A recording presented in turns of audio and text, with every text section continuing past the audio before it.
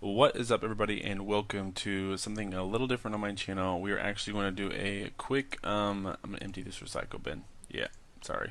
It's bothering me. It's been bothering me for about 10 minutes now. A quick settings run through of the new OBS Studio. Well, it's new for me because I've been using the old Fart edition.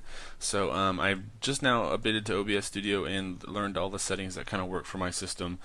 So I'm going to share them with you so that you can also use OBS Studio. So the first thing you're going to do is go down into the description and click the link that is labeled OBS Studio Download. It should take you to a screen similar to this, and you're going to click Download OBS. It should start downloading. Once it gets completely downloaded, click on it, run it, download it. It'll take you step by step through the process. I'm not going to do that because it takes too long. And it should end up on your desktop. So once it ends up on your desktop, you want to open it, or it could auto run. I don't know how that all works. But it should bring you up to a screen similar to this. I actually need to open a new one because that's the one I'm using to record. Anyway, it should bring you up to a screen that looks like this, except this square will most likely be black. And you will go straight to File, Settings. It'll take you to this little window here. General, you're not going to mess with. Stream, I'm not going to mess with because I don't stream. So if you are wanting to stream, you need to actually sadly find another video because I'm only doing it for recording. So anyway, we're going to go on to Output. We're going to skip streaming, of course. Actually, we're going to go from Simple to Advanced. Simple is not that good. So you'll go over to recording. After going to advanced, you will leave it on standard. You will change this to MP4. You will just leave it on one audio track. If you would like to mess with multiple audio tracks, this is essentially so that you can split like your voice. And then so one would be voice, two would be your game audio, three would be Skype or Discord or whatever. Just leave it on one if you are not really knowledgeable of that thing or those things. So we're just going to leave it on one. If you have NVIDIA graphics card or a GeForce or whatever, you should see a NVENC. I use that. It's just simple. It works the best because it's your NVIDIA. But X264 is really CPU based supposedly, so I don't use that. I don't recommend you use that either. Just use that. I use CQP. You can also use CBR. I run it on 18 default. Change it to high. Leave it on auto. You can uncheck or check 2-pass encoding. I just leave it checked. 0 and 2. So that's pretty much it for that. Audio, it is going to be default 160. You can mess around with that. Essentially, running it up this high is just going to push your computer. I just leave it on 160. It works fine for me. Obviously, I'm talking okay. You're hearing stuff okay. So that's really just personal preference. So after that, we're going to go to audio. Desktop audio device is essentially what your recording's going to pick up. So like the clicking and the game sounds, stuff like that. So you're going to pick whatever speaker device you want. So I'm going to use my headset, obviously. And then also same thing with the microphone. You're going to pick your microphone. So I'm going to use also my headset. If you're not going to use a mic, you can just leave that alone. But you still want to do the speakers so that you can record sound of the video games. I'm not really for sure. I would say that you would probably use the NVIDIA high definition audio. That's a question that I'm actually probably should know. If you are not using a headset at all for recording, I would assume that would record your game sound.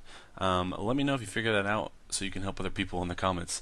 So anyway, that's that. We're going to go into video. So this is essentially your monitor size. I have a 1920 by 1080, so that is obviously what I'm going to use. And then I want the recording to come out as 720p, so I'm leaving it at 1280 720. If you want it to come out at 1080p, you can obviously change it here, but that's what I'm leaving it at because I've just always done 720. Anyway, after that, you want to go down here. You want to change it to LANs. I can't ever pronounce it, but that's what you want to change it to. And then 60 frames per second. Hotkeys, this is all personal preference. You can look through those to make your life a little bit easier. All I have set is start recording and stop recording. And then advanced, the only thing you're going to change, which is also personal preference, is 709 on your color space. So yeah, that's all I use. It works for me, so that's all we're going to mess with. After that, you should have all your general settings set up. What you're going to do though is now click or right click down here, and you will add a scene. I'm not going to add one because I already have one set up. So I call it YouTube because it's what I mainly use for YouTube. And then once you have that, it will show up like it is now, and then you're going to right click over here to add whatever game you're going to want to record.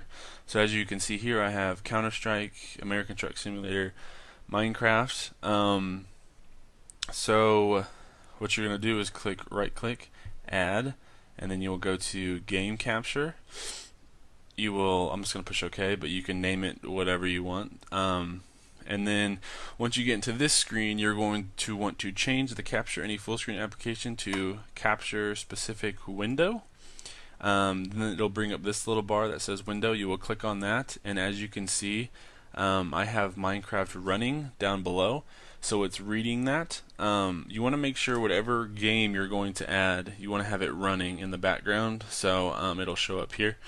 So as you can see, Minecraft is running, so I would click that, and then I would click OK. I'm going to push cancel because I already have one set up. But it will now, anytime you have, or you're recording, just make sure you put it on, say, Minecraft, and it will now record Minecraft anytime you pull it up. So that's pretty much it for setting up OBS. The only other thing I can think you would do is after setting up, so this is the Minecraft one we set up, right click on the actual black screen here, go to transform and click on fit to screen. As you can see, it changed the red thing now. So now once you get into your Minecraft game, you can either click your hotkey to start recording, otherwise you're going to have to actually click start recording before you get into the game. But that's pretty much it as far as the simplistics of OBS. If you have any questions, please feel free to comment below, and I will do my best to answer them. I am not the best at OBS, especially not Studio. This is actually pretty new for me, but this should give you a basis on how to use the program and at least get you recording your favorite games so that you can share them. So like I said, if you have any other comments or any other questions, please comment them below and I will try to answer them. Otherwise, you can just leave a like and possibly subscribe. But that's going to be it for this episode. Ooh, I've been doing too many Let's Plays. That's going to be it for this video. I will talk to you guys later. Peace.